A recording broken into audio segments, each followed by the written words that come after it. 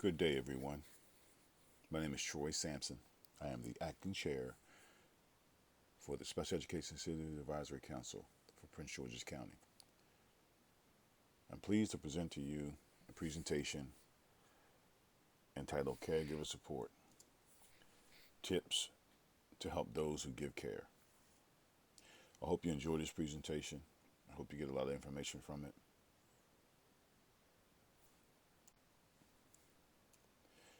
Discussion topics today, but before I get into the discussion topics, former First Lady Rosalind Carter once said, there are four kinds of people in this world. Those who have been caregivers, those who currently are caregivers, those who will be caregivers, and those who will need caregiving. At some point in our lives, we're either going to fit all four or we're currently in one or two of these. Caring for our loved ones with special needs is a privilege, and I think is a gift.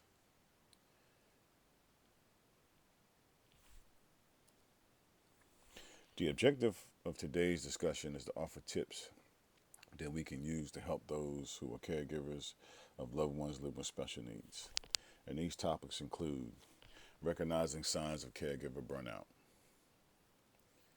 avoiding caregiver burnout, problem solving for caregivers, affirmations to minimize caregiver stress, caregiver 7-ups, survival strategies, personalized serenity prayer, compassionate communications, caregiver record keeping. Caregiver record keeping is a topic I'm going to discuss at the end, and I made sure that I put it at the end because it's an important topic to discuss. And it kind of, all the other things leading up to it will kind of set the table for record keeping, which is very important. So recognizing caregiver burnout. As caregivers, a lot of times we spend so much time caring for our loved ones that we forget about our own health, and suggestions on avoiding caregiver burnout. Always seek God for strength and guidance. I know we live in a diverse population now, where we have many individuals that who have different spiritual needs, and honor different spiritualities. And so whatever your spirituality is, then you need to seek that for guidance and strength. We attend a church here, a large church here in the county, and we seek God for guidance and strength. We spend time with Him, spend time in His Word, and seek Him. So if you're Buddhist, if you're Muslim, whatever your faith is, Jewish, whatever your faith is, spend time, seeking your faith to give you strength and guidance. Ask for help. Don't be too proud to ask for help. Ask for help from family members or friends. Our family support center with the school system, Beth Diate and Marcy Torshan do a great job of providing resources for our parents through the school system, and use them. They have information, support groups, meetings, training sessions. They got a wealth of information, so use them. But don't be afraid to call on family members or friends. It's important that you have a circle of friends and family that understand what you're going through, that you can call on for help from time to time.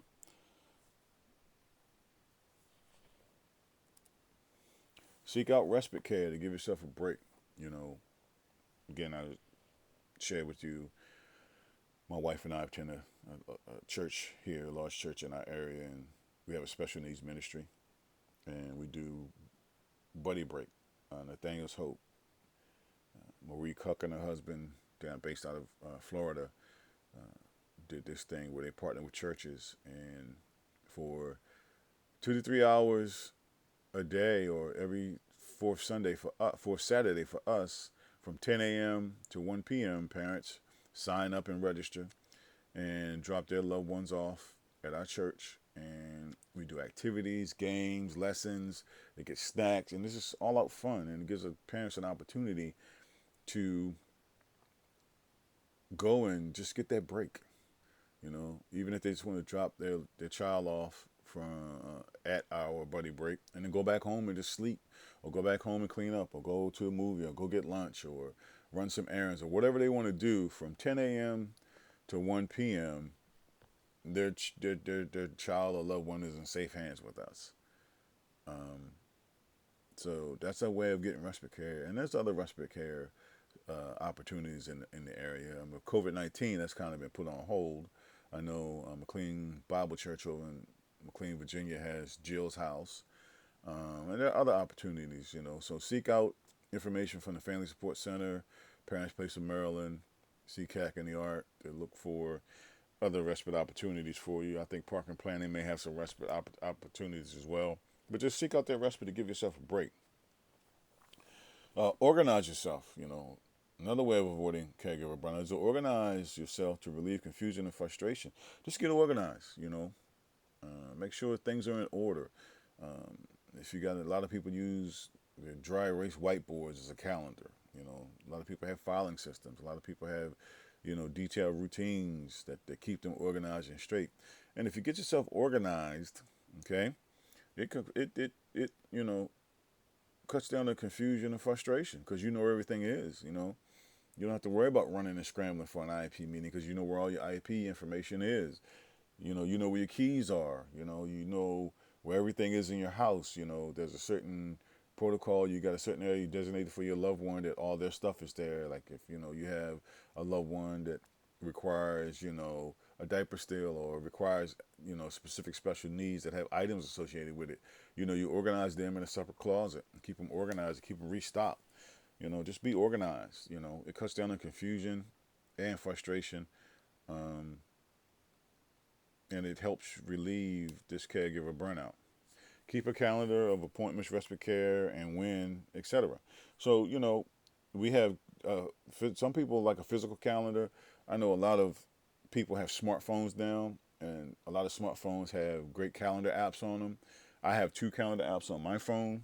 One is a calendar app that I found that allows me to set, appointments in it, and also set reminders. Like when I have events that are going on, or I have something like SECAC or some other opportunity event, something with the church, I set a notice on it. And it allows me, the app that I use allows me to set it for a week out notification and says, hey, you got this coming up on this date.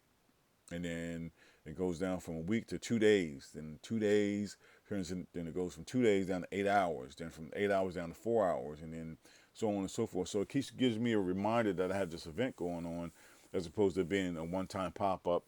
Just as a subtle reminder. And then I also have a Google Calendar that my wife and I share. So I've set my personal calendar up so that anytime that I put an event, something I have to do, whether it be a men's group meeting, advocates meeting, anything that I got going on, hanging out with friends, trying to get exercise or going to play golf, I put it in that calendar, and my calendar is synced up with our Google Calendar. And so it automatically goes to the Google Calendar. So from time to time, we can look at the Google Calendar and see what each other has going on before we start to make plans and make appointments, and just stay on top of the doctor's appointments for ourselves, doctor appointments for our son Joshua, our church events, events that we do outside the church, and just have all those things in a calendar, the important dates. Participation in activities important to your health and well-being. Exercise, meditate, practice mindfulness. The new thing is mindfulness, going along with meditation, hobbies, and visit friends, etc. Get at least 3 to 4 days a week of exercise. You don't have to be a gym rat, and of course gyms are closed now because of COVID-19, but just a simple walk. Go out for a walk, 2.5, 3 mile walk each day. Put your headphones on, and just go for a power walk 2-3 times a week. Get some form of exercise, meditate, do yoga, participate in a hobby. My wife has a hobby. She loves to scrapbook, and she comes in the basement and goes into her scrapbook area, and she does scrapbook. And she's graduated from scrapbooking, and now she's making cards, greeting cards. She's making glasses, that people, putting logos, football logos. So people, she did a glass for someone who wanted a glass, and they advertised it on Facebook or put it on Facebook, and all of a sudden she got a bunch of people saying, "Hey, can you make me one?" And she does that. And then she also, twice a year, in the spring and in the fall, goes to Bethany Beach with a group of ladies that are scrapbookers. Her sisters, a cousin, a couple of ladies from my church, and they all load up and leave on Friday morning, stop on the way to have breakfast, get down to Bethany Beach, unload their stuff. They got a conference room set up, and they just pretty much scrap from Friday until Monday. They show up in their PJs, and some ladies are down there until 3, 5 in the morning. And it's just a great weekend for them to get away, to do something that helps her with the stress. Visiting friends, maintain good relationships that you can visit friends and have friends in your corner. And lastly, eat and drink healthy and get enough sleep. There's nothing more important than that. You want to eat right. Like I talked about the trail mix, getting trail mix or snacks that you can get from Costco, Sam's, or BJ's that you can just eat on the run. Drink plenty of water. You want to at least drink 8 to 10 glasses of water a day. I bought a jug.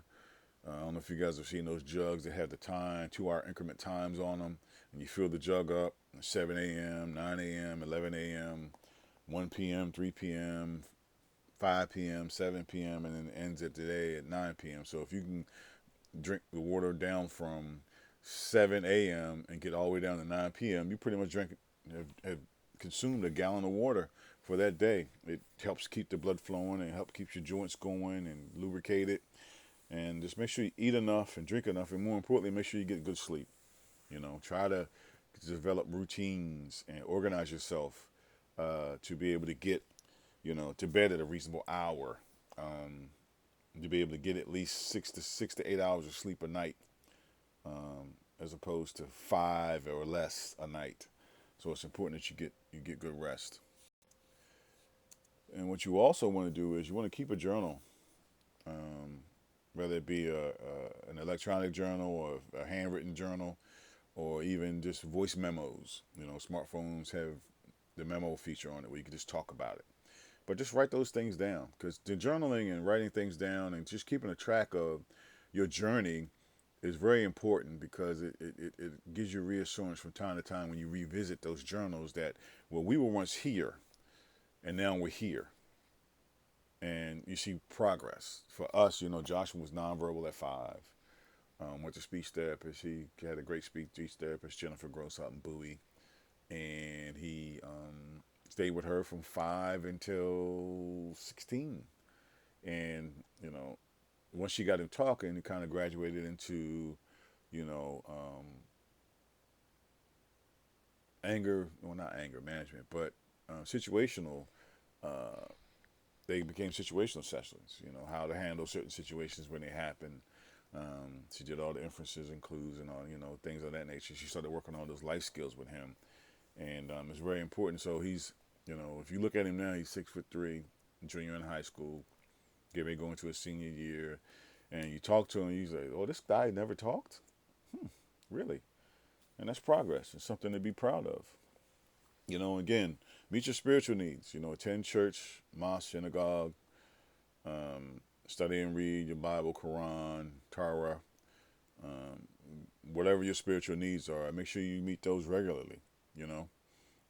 It's important to stay close and connected spiritually, because that could help give you or relieve the stress or avoid caregiver burnout. Stay socially connected. Don't isolate. It goes back to the previous slide where I talked about, family members and friends, seeking outside help, asking for help. There's a saying we have in our men's group: a man can't know himself, grow himself by himself. Can't do it alone. You can't do this journey alone. It's a journey that you have to involve yourself with people. You can't isolate, because if you isolate, you never get any help. You're always thinking in your own head. You're not seeking outside advice. You're not collaborating with others. You're not understanding and knowing that you're not alone in this journey. And you think this is just happening to you. it's important, attend the SECAC meetings, attend family support center events, events at the child development clinic.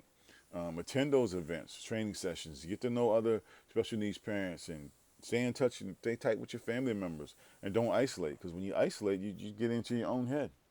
And you don't see things that others may be able to see or maybe to help you with, and you get stuck in this rut. And you definitely are in for burnout by isolating yourself. So, stay connected to other people, always. Problem solving for caregiver burnout. One way to avoid the burnout is through problem solving. You know, a lot of burnout is attributed to not being able to do certain things for yourself. It's like you're stuck. You're always, doing. But there's things you can do, and if you don't have a lot of help, people and friends you can turn to, and your circle's real small, you can also look for problem solving methods, even within yourself, even within the confines of being solely the caregiver and, always being on. You can do those sorts of things. And one of those examples is, I've met several parents who say they like to read and they haven't had time. They don't get time to read. Okay. Well, and they'll say, I don't read because I don't have time. All right. Well, one of the ways in a problem solving thing you can do is you can problem solve by, hey, listen to an audio book while you're driving or doing other things. Audiobooks are available. I mean, you can download them, to your phone, to your smartphone, and listen to them on your smartphone. You can buy CDs of your books. They have subscription. Audible.com. I get a lot of my stuff. I'm an Apple lover. I love Apple products. I love Mac products. I love iPhones, so I get a lot of my books from the iTunes store. I'll buy a hardcover book, and then I'll look for it on iTunes. And if it's available in audio, I buy it in audio too.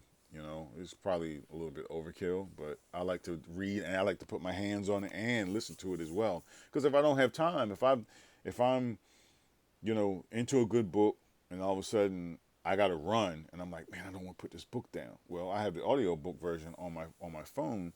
Pop in one of my earphones, earplugs or earbuds in one of my ears while I'm out, doing what I need to do if I'm driving or we're taking a family trip or something like that. I can still, finish my book that I'm so engrossed in by listening to the audio version. That's one way of problem solving. That's just one example. Affirmations to minimize caregiver stress. These are affirmations that you can use to encourage yourself each day. More and more, I can let go of worrying about things I cannot control and focus on my own inner peacefulness. There are some things during this journey you just can't control, and you got to let them go. Unfortunately, our loved one living with a disability is the ultimate thing you can't control, and we have to move forward and know that, okay, well, this is what they're living with. These are the things that I have to do, and some of these things are out of my control, so I can't worry about those things. Let me worry about the things that I can or I do have in my control, and then I can focus on my own inner peacefulness. But focus on inner peacefulness means that I've accepted that these are certain things that are in my life or my loved one's life that I just can't control, and I'm at peace with that. I'm okay with that. And so you want to, find inner peace and let go of those things you can't control.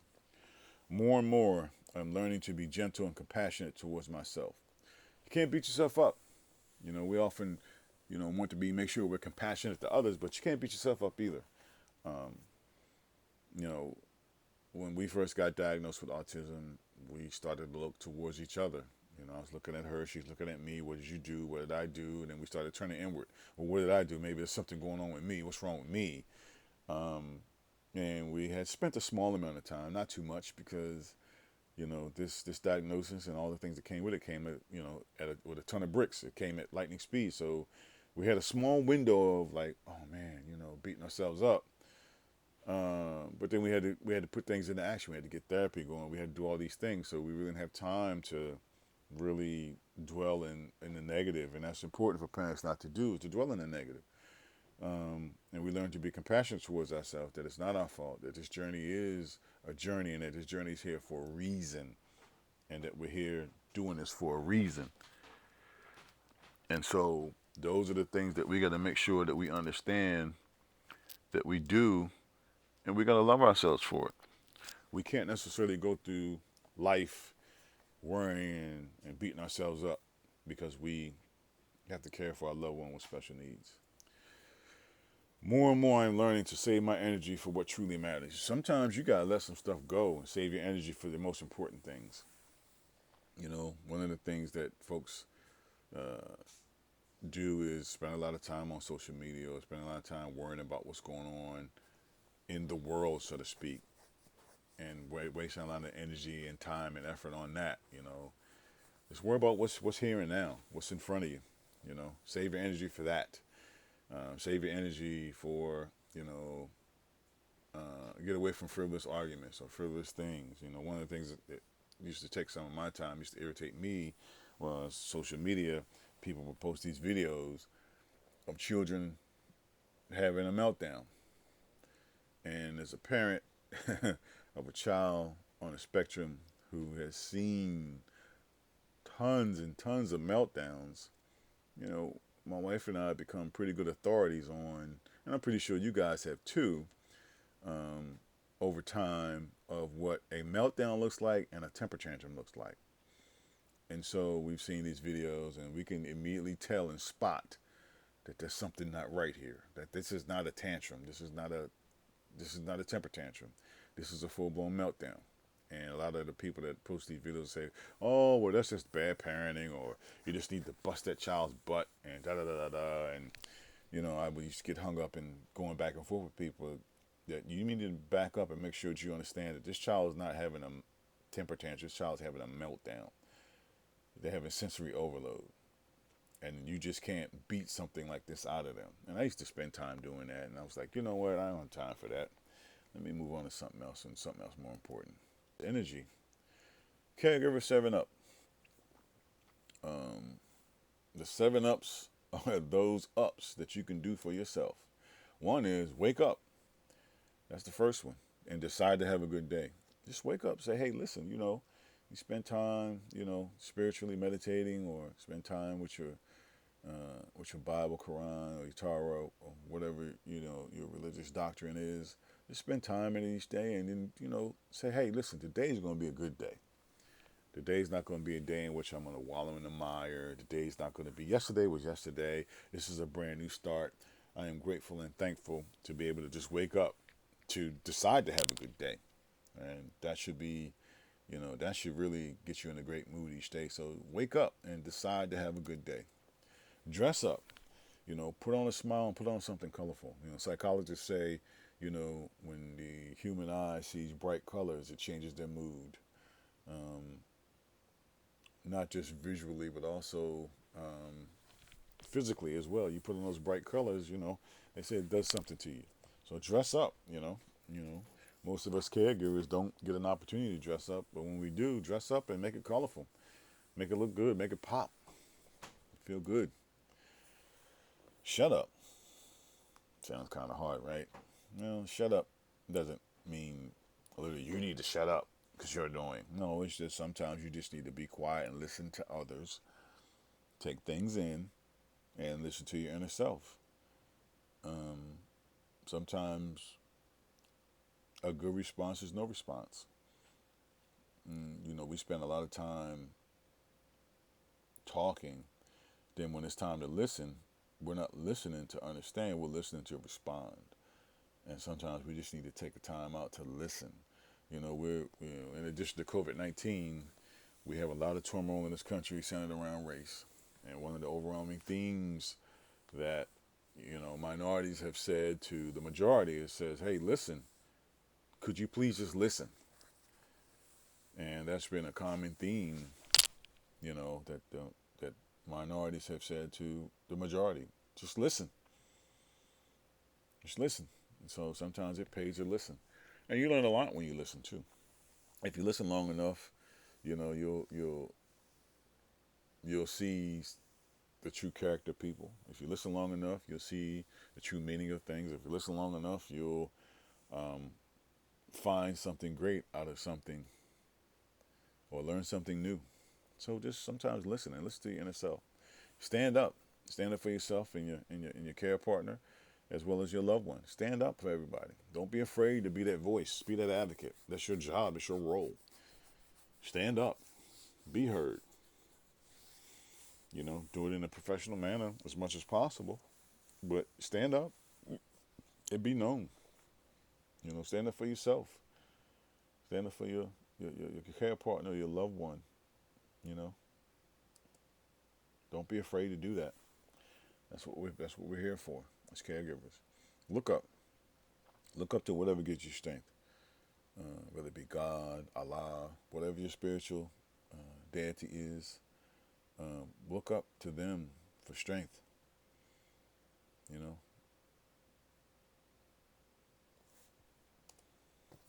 reach up, exercise. It will help relieve stress. Get out. Do some yoga, walk, get on the treadmill. If you got a bike, go for a bike ride. Get that exercise.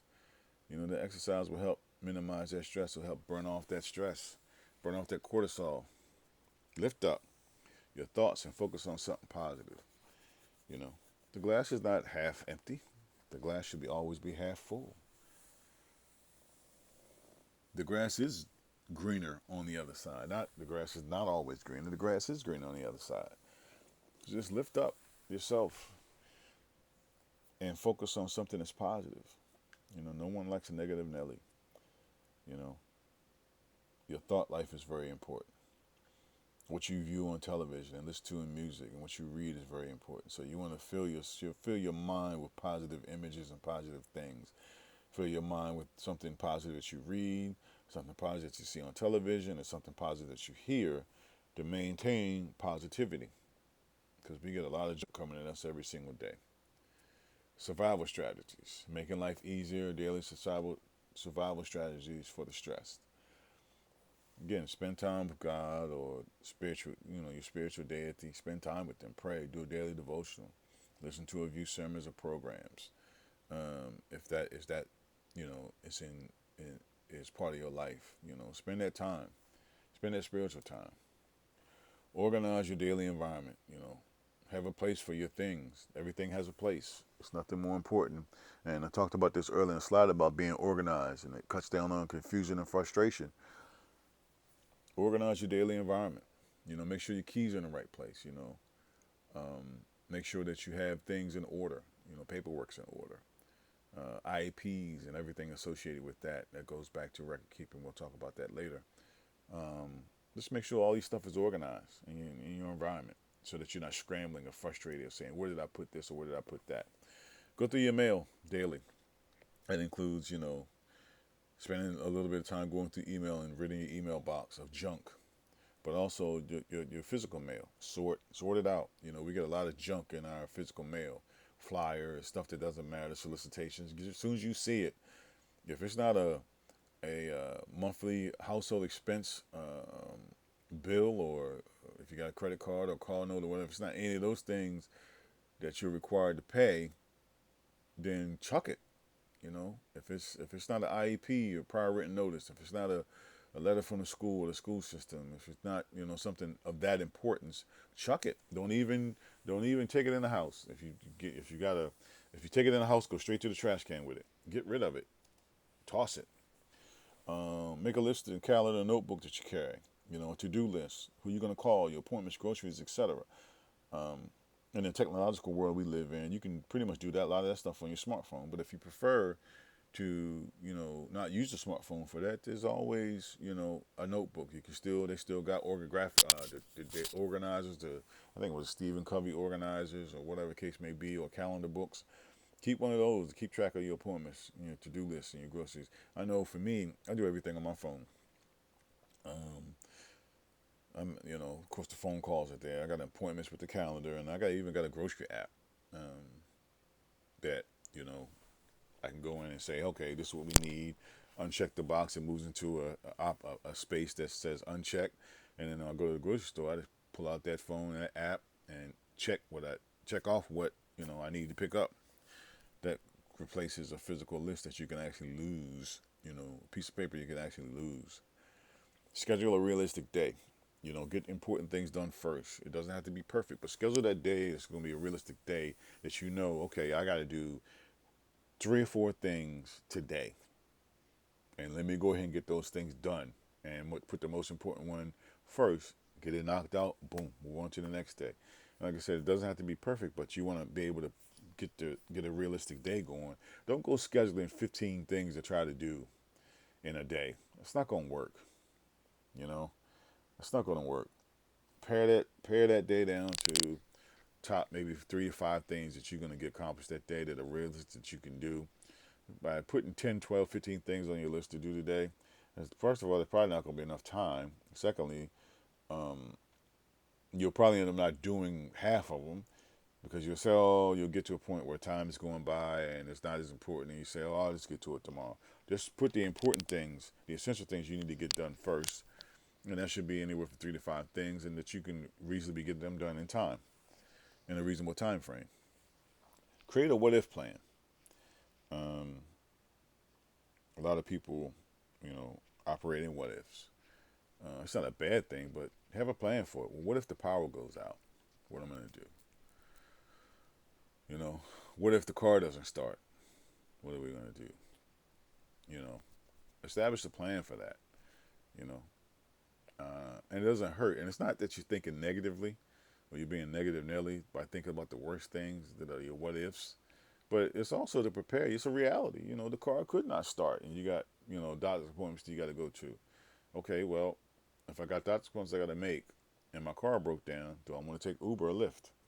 Will my loved one be able to sit still in a Lyft or Uber to get us to a doctor's appointment and back? Those scenarios are, come up. Power. Do I have enough coolers in the house that if the power stays out for more than 24 hours, that I can transfer perishable food to? Stuff that's in the freezer, and keep it sealed up in a cooler to keep it from going bad. These are what if strategies. What if my loved one wanders? What do I do? What do I have in place if my loved one wanders? I know for us, I was introduced to a phone app called Life 360, and I got the free version.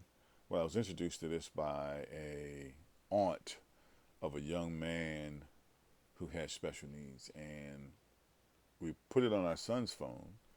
He's pretty high functioning, but he likes to go for a walk with his friend who goes to his school, and we put it on his phone. It's always on, and location services so we always know where he is. As long as his phone has power, we know where it is, and the app even tells us how much power he has left. So if we need to, we can text him or call him and say, hey, you need to charge your phone. But it kind of works like, I think it's Angel Sense, that a lot of parents are using as like a GPS tracker for their children. So, those are the things that, you want to think about the what ifs. What if they fall? What if something happens? Are we ready for that? And just have a plan for that. Prepare for each day the night before. Prep meds, prep meals, prep clothes, review to-dos. If you can get that done, if you can find that time to get organized, going back to the organization and keeping things organized, get that downtime. If your loved one goes to bed at 9 o'clock at night, each night, or 9:30, like our son goes to bed at 9:30, not so much now because school is just virtual and it's just right now kind of off schedule. But if your loved one goes to bed at 9:30 every night, then from 9:30, once you put them down from 9:30 to 10:30, take that time out to get meals and meds prep for the next day, get clothes laid out for the next day. It'll make life a lot easier in the morning each day to not have to stress about that. Well, what is Johnny gonna wear? What is Jessica gonna wear? What are they gonna eat? Review my to-do list. So those things that you want to get done that realistic day. The realistic day can be planned as part of your to-do list when you prepare the night before. Rise before care receiver does to pray, work out, meditate, shower, eat, have a favorite cup of coffee or tea. If you put your loved one down or your loved one goes to bed at 9:30, you prep for the next day from 9:30 to 10:30. You're in the bed by 10:30, and let's just say your day starts at say 5 a.m. You're gonna get at least 5 to 6 hours of sleep. If you go to bed at 10:30 and get up at say 5:30, you gonna get a good amount of sleep. And then if your loved one doesn't get up until 6:30 or whatever hour they get up, you get up an hour before. Pray, meditate, take care of those things you need to take care of, and give yourself enough time. The ultimate is to have all that stuff done and kind of be sitting down, getting a break, having a favorite cup of coffee, reading the newspaper, looking at the news, and just sitting there. And all your stuff is ready to go. And then you're ready to go with your loved one. That's the ultimate goal. So survival strategies continue. Strategies for minimizing daily stress and irritations. Again, do one thing at a time. Multitasking isn't always effective when you're stressed or when you're trying to, maintain your household. We live in a multitasking environment. I call it the jack of all trades, master of none environment. Where we got so many things to do and we're trying to be so many different things and so many different people that we don't become an expert at one. And then sometimes multitasking causes confusion and frustration because we're trying to manage all these different things to do. That's why in the previous slides we talked about organizing your schedule, organizing your to-do list, to cut down on the multitasking. Moms, from the time God graced us with mothers, He put it in them to not only be nurturers, but they have this innate ability to multitask. I've seen moms have an infant on their hip, the phone on their ear, cooking food, and carrying on a conversation at the same time. I can't do that. As a guy, there's no way I can do that. I got to have it one thing at a time. But we got to cut down on the multitasking because we end up, like I said, multitasking and not getting anything done, or we get stuff done, but it's not to the best of our ability, or we forget things because we're so busy multitasking. Know your limits and learn to say no. Know when to say no. Protect your time and your energy. You can't be everywhere and everything to everybody. You know, you got to take advantage of your energy and your time. If you need that downtime and someone, you finally get that downtime and someone say, hey, Sarah, let's go have lunch. No, lunch is nice, but I got some other things I'm going to do. I want to spend some quiet time, doing some things, or I have a project I'm working on, or I have a hobby that I want to do. I'm going to spend time doing that. So just learn to say no. Protect your time and your energy, and protect your health. You don't have to be running around. You do enough of that already caring for your loved one. Be prepared always. Make sure you got plenty of food in the house. Your medications are refilled. You got at least, if not a full tank of gas, or 3/4 tank gas or half tank of gas. You got extra car keys, extra house keys, etc. Just make sure you're always prepared. That you have things in order. COVID-19 has kind of blown it out of the water because, when COVID-19 hit and people started getting sick and, subsequently people began passing away, there was this rush on toilet paper, paper towels, hand sanitizer, wipes, gloves, the whole nine. It's starting to trend back towards stuff being available. But, if we're always prepared and have these things already, then we're not out there trying to scramble to get them. We may have to replenish them at some point, but if we are prepared with food in the house and all these other things going on, then we don't have to be in scramble mode like everybody else. Keep up maintenance, fix and replace and maintain vehicles. That's the important thing. If you have one vehicle to your house, or you have two, even if you have two vehicles, but you have two individuals, husband and wife working or whatever, it's important to maintain those vehicles. Those vehicles oftentimes are the lifeblood and the only means of transportation for transporting our loved ones around. So we got to make sure we keep those vehicles maintained and keep them up. Get the oil changed regularly, the tires balanced and rotated, get a tune up. Find a good mechanic. I know they're tough to come by, but find a good mechanic who can take care of those things for you so that you're not being broke. You're not breaking the bank at the dealership. Dealerships are great. I think dealerships do, they are dealerships. But once you get outside your maintenance or your warranty period on your vehicle, you got to find someone, reliable local mechanic that can really do a lot of the things a dealership do, because, they're going to mark it up anywhere from 200, 300, 400% markup, so you want to make sure you maintain your vehicles. Also your home. Do stuff. around your house. Make sure your AC's working, your heat's working. Make sure the lights are on. Make sure you don't have any outlets hanging off the wall. Just make sure your smoke detectors are being changed on a regular basis. Just make sure your appliances are working fine. Your washing machine, your dryer, if you have that, make sure they're working fine. So that everybody's always got clean clothes. Your refrigerators are working fine. So just make sure your house is in order and being kept up. And then, of course, take care of your regular health. I'm sorry, not your regular health, but take care of your own health. Regular physical exams, eating healthy, sleeping well, exercise. You got to go to the doctor. We spend a lot of time taking our loved ones to the doctor, but we need to take ourselves to the doctor too, to get our cholesterol checked, to get our blood pressure checked, to get our sugar levels checked. Get all those things. You should have a yearly physical. The same thing with the dentist. You should be going to the dentist every six months to get your teeth clean. Make sure your teeth don't fall out of your head. Make sure you don't have any issues with your teeth that could cause any other issues going on with you that could knock you off course. Keep those things up. Take that regular physical exam. For the ladies, have your regular mammogram. For the fellas, have your prostate check and things of that nature on a regular basis. Have all those things in place. Because if you're not healthy, you can't take care of your loved one. And then, of course, maintain good relationships. You always want to maintain good relationships. Apologize and forgive others and yourself. Be quick to listen, slow to speak, and slow to anger. And always look to reconcile situations and circumstances. Maintain is good because you never know when you may need someone or we may have to depend on someone to come through in a time of need or when you're in a crunch time. Maintain those good relationships with family, friends, and others, that may be outside your inner circle. Maintain those good relationships because it could pay off in the long run. Personalized serenity prayer. And I like this serenity prayer because it allows me to substitute my child's name in it. So here's how it goes. So God grant me the serenity to accept Joshua Sampson, my son, just the way he is, the choices he makes, the courage to change my reactions to his and the circumstances, and the wisdom to let go of the things I can't do anything about. So, this is a nice thing. You substitute, the loved one's name or he or she in those boxes, and this is what you say the serenity prayer.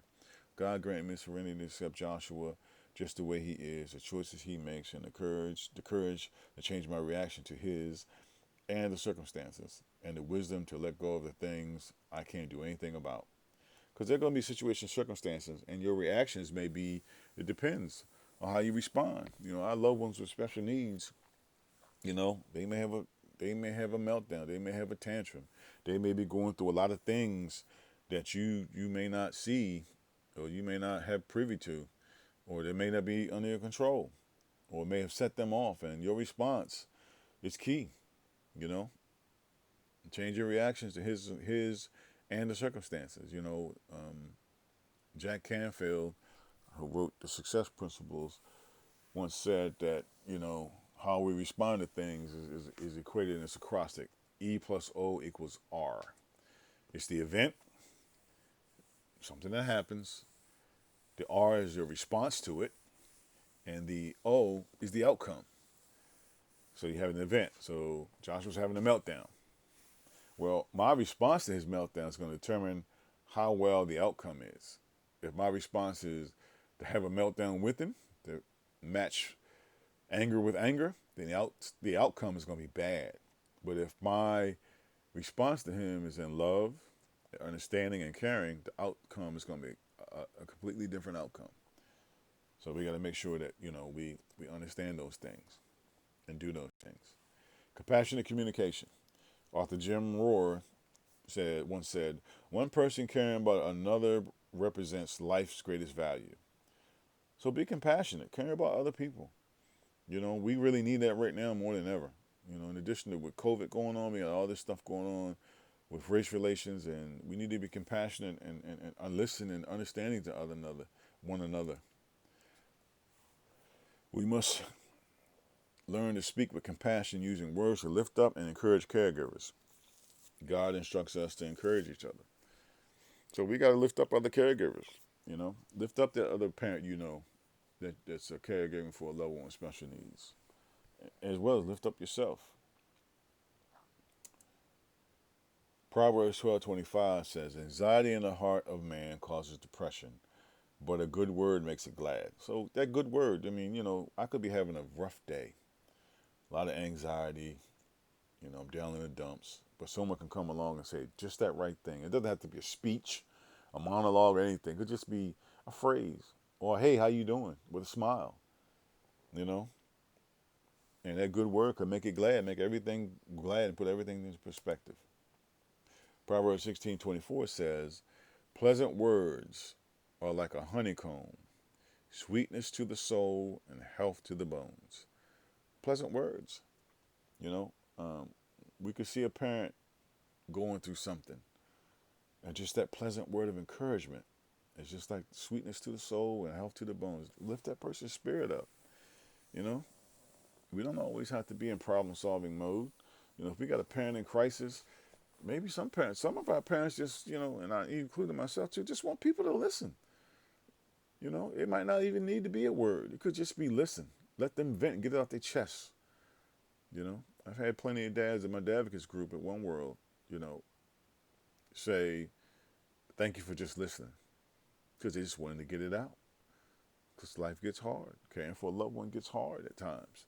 And sometimes you just want to get it off your chest. I've gotten it off my chest. I've got people in my circle that I'm close with that allow me to vent to them. And sometimes I say stuff. Sometimes I will tell them straight up, I don't like my son right now. Well, I can't stand my son. He's not my favorite person right now. And get that out. By just listening. And then also, in addition to listen, they may offer up a good word or something they've experienced or testimony they've shared, that could uplift my soul. Record keeping. It is important for caregivers to monitor and document what is going on over the months and perhaps years of caring for a loved one. So it's important that you document everything that's going on. Document. I can't say that enough. I cannot say that enough. Is to keep documentation of everything. With the school, IEPs, prior written notices, any correspondence, emails from the schools, any communication from the school, keep it organized and keep it documented.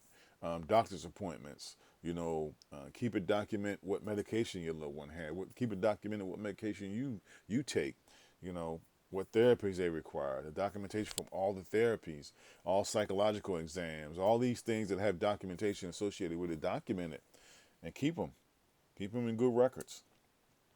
It's important to do it. It's important for them to do it because it reduces those feelings of burnout anxiety that a caregiver can feel by keeping themselves organized. Keep that stuff organized. You can cut down on anxiety, the burnout feelings, if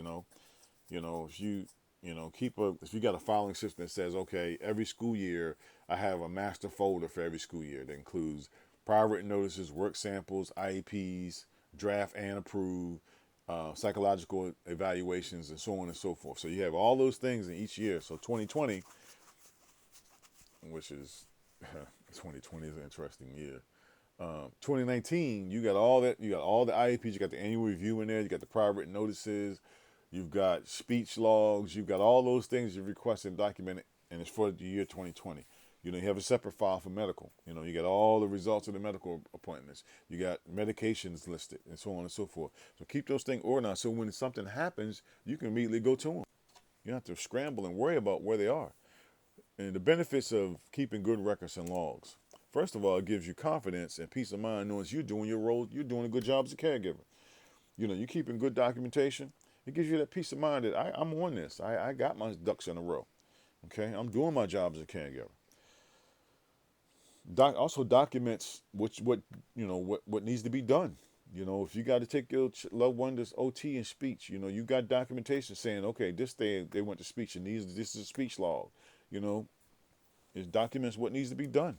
It documents what needs to be done just in case you're not available. If you have to go away on business for some weekend and an aunt or uncle or loved one or family or friends to take over, you got this documentation. They can see it, so they know exactly what to do.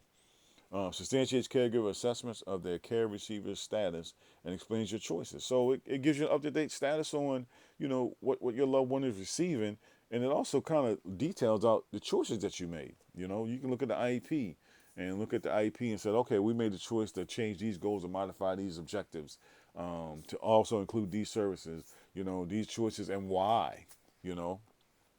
You can document why. You keep a documentation on why you decided to change a certain medication for your loved one. So all these things, you keep all these things in good records, and it explains your choices. Contains important data when dealing with doctors and family members. So again, you got the documentation.